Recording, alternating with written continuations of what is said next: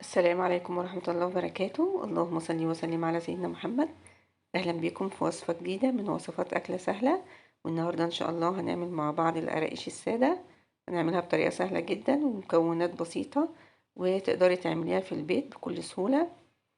وده شكلها، بصوا طلعت معايا في منتهى الروعة، مقرمشة وطعمها حلو قوي.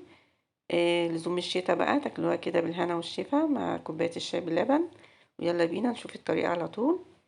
دي المكونات معايا 3 معالق من النشا و3 معالق من السكر البودر، وعندي هنا معلقة ونص خميرة يعني باكو ونص، و4 معالق سمسم محمص، لو هو ني ممكن تحمصيه على النار. وعندي هنا معلقة كبيرة من الشمر واليانسون، وعندي كمان نص كيلو سمنة على زيت. انا عملتهم طلعوا معايا كوبايه سمنه وكوبايه زيت وحوالي نص كوبايه صغيره كده ومعلقه صغيره من البيكنج باودر. هنبدا بقى هنا بسم الله. هجيب حاجه واسعه كده وهنخل فيها الدقيق زي ما انتوا شايفين كده. هضيف معلقه صغيره من الملح وهقلب وهنخل بقى الدقيق بتاعي.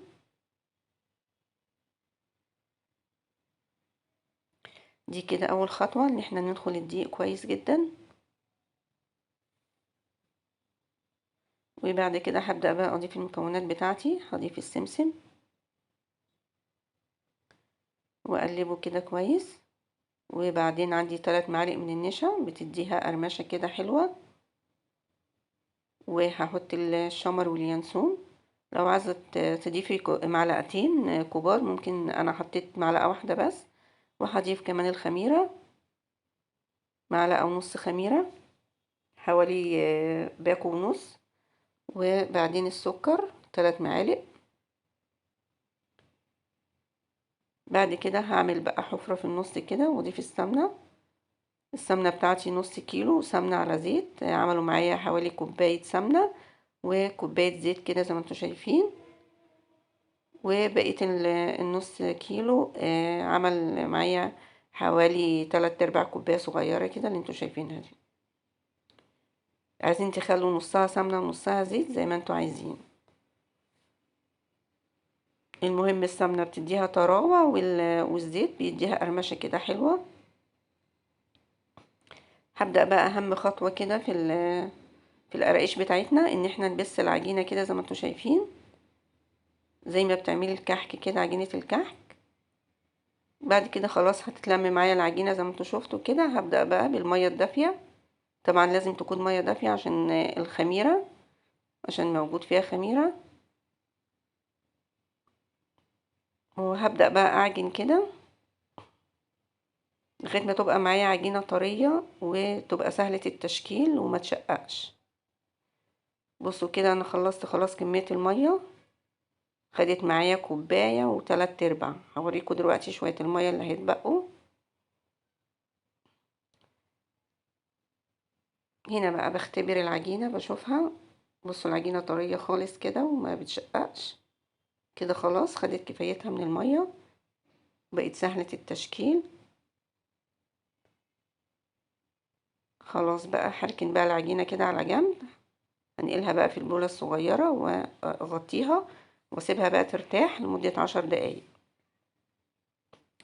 هنا بقى دول شوية المية اللي اتبقوا من الكوبايتين زي ما انتوا شايفين كده. يعني خدت حوالي كوباية و3/4 مية. كده خلاص بقى بعد ما ارتاحت 10 دقايق. بصوا العجينة طرية ازاي زي الملبن وسهلة جدا في التشكيل. هبدأ بقى اجهز الصواني بتاعتي. كده انا جهزت الصاج الكبير اللي انتوا شايفينه ده. هاخد بقى قطعة كده من العجين واغطيها واركنها على جنب. وهبدأ بقى اشكلها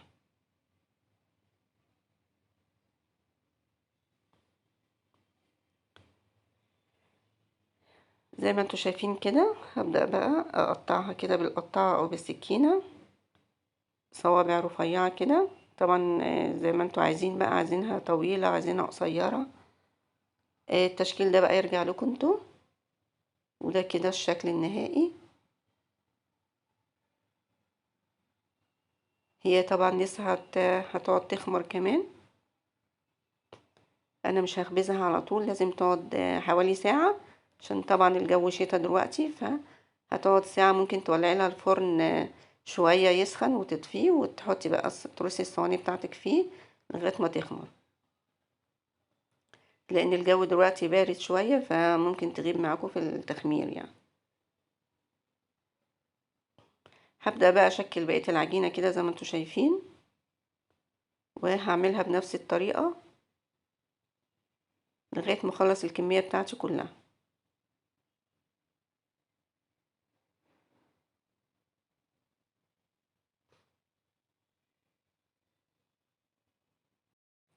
وما شاء الله عملت لي كمية كبيرة جدا، يعني حوالي 2 كيلو ويمكن اكتر كمان من القراقيش. شوفي بقى لو اشتريتيها من بره هتجيبيها بكام. طبعا انت كده وفرتي يعني مبلغ كبير. آه لو انت هتعمليها في البيت، وحاجة طبعا ضمناها وضمنة نظافتها وضمنة جودتها، وحاجة عاملاها بايديكي لولادك، وهي سهلة يعني ومش بتاخد وقت. يعني هو كيلو دقيق طلع لك الكمية دي كلها. وبالنسبة للسمنة انت ممكن تعمليها بزيت، بس عايزة تعمليها بزيت ممكن تعمليها بزيت بس، بتبقى حلوة برضو ومقرمشة. بس السمنة برضو بتديها يعني طراوة شوية، بتبقى يعني فيها سنة طراوة كده وانت بتاكليها.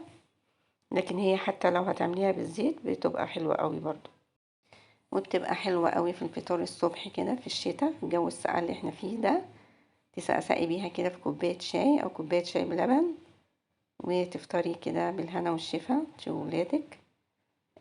جميلة جدا هتعجبكم ان شاء الله.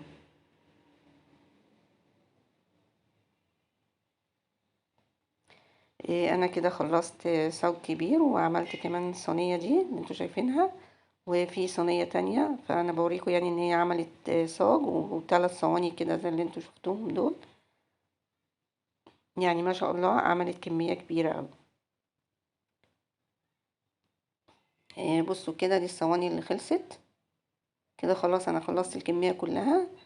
هسيبها بقى تخمر لمدة ساعة. طبعا الجو ساقع دلوقتي، ممكن تولعي الفرن شوية يسخن، وبعد كده تسيبيها لمدة ساعة في الفرن، وهتشوفوها كده بعد ساعة هتلاقوها ارتفعت كده وخمرت. وده كده شكلها بعد ما خمرت. وهنا بقى بعد ما طلعت من الفرن هتحطوها على درجة حرارة 180، وتسيبوها لمدة نص ساعة لغاية ما تتحمر من فوق ومن تحت زي ما انتوا شايفين كده. ودي الكمية كلها اللي طلعت. وفي صينية كمان لسه ما حطيتهاش، بس عشان سخنة فما رضيتش احطها على الكمية اللي بردت. وده شكلها كده زي ما انتوا شايفين، بصوا مقرمشة وهشة من جوه. طعمها في منتهى الجمال وريحتها حلوة قوي. وجربوها وقولوا لي رأيكم ايه، وبالهنا والشفا. ودي كانت وصفتنا النهاردة، يا رب تعجبكم. وانتظروني بقى في فيديو جديد ووصفة جديدة من وصفات أكلة سهلة. كنت معاكم أم مروان، والسلام عليكم ورحمة الله وبركاته.